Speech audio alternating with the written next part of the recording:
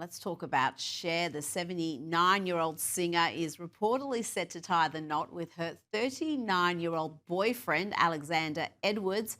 And she wants to get this wedding organised before her 80th birthday in May, Kinsey. An insider told the Mirror that Cher doesn't give a hoot about their 40-year age difference, and they're both ready to commit to each other. She sees her upcoming celebration at turning 80 as the perfect time for her and Alexander to seal the deal.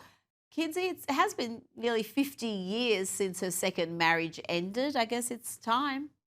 Yeah, I mean, this is a bit of a shock because she previously said she didn't really want to get married again. But recently she said her boyfriend reminded her that it's never too late to find love. And what matters is how relationships feel, not what anyone else thinks. I mean, I do think what's beautiful about Cher's perspective is that she's never treated love as a certificate of completion. She's always seen it as a choice, a luxury, a way to add joy to an already full life. And maybe that is the way we should all think about it. She has, she has had some very noteworthy quotes about men and relationships over the years. We won't go through them now, but she has a way with her words. Now, Katy Perry and Justin Trudeau have made their relationship Instagram official. They posted this little video of a sushi date. Justin Trudeau, he's looking at Katy like she's a Canadian trucker's bank account. He just wants to seize all of that, all of it. Hashtag never forget. That's a very good reference. I really expected more from Katy Perry here, like a caption that said, I kissed a Canadian and I liked it. If they It's ever good. break up, Canada is legally required to play The One That Got Away on repeat on every radio station, like a form of Chinese torture. That's what I think should happen. Oh dear. I mean, really, why would you get together with Justin Trudeau after he's out of office? This was her chance to be First Lady after she was an astronaut. She could have just ticked off another first on her list. Sydney Sweeney, she's opened up on the backlash over her American Eagle commercial. These are jeans commercials that seem to trigger the left. She was abused online for the campaign, some calling her a white supremacist. She told People magazine she was surprised by the reaction, and she also said, anyone who knows me knows that I'm always trying to bring people together. I'm against hate and divisiveness. Uh, is she going to have to be asked about this commercial for the rest of her career, Kinsey? I mean, hopefully this shut it down. I hate that Sydney Sweeney even has to address baseless rumors, Yeah. but sometimes those narratives take on a life of their own. In her case, she chose to step in, set the record straight. I respect that. But you're right.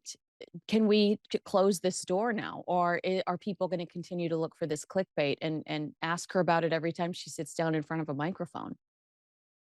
Well, you know what? In a way, it's not bad for her brand as far as endorsements go. This campaign was enormously successful for American Eagle, so much free publicity.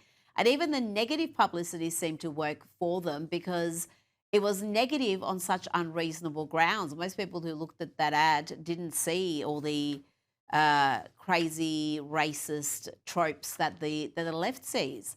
Now, let's get to the truth behind Jay-Z and sister-in-law. Is it Solange? Solange Knowles' infamous elevator fight. Surveillance footage from inside that elevator at New York City Standard Hotel showed Solange lunging out, swinging out, and kicking Jay-Z. Look at her go. This was following an after party at the Boom Boom Room. And what was always fascinating to me was the way that Beyonce just stood by and watched that assault happen with really it seemed like she was not too engaged. She was just observing. Well, now fashion designer Oscar G. Lopez, who made Rachel Roy's 2014 Met Gala gown, claims Jay-Z complimented Roy's dress at the event, and that's what set off this chain reaction. Kinsey, surely a compliment about a dress wouldn't cause that.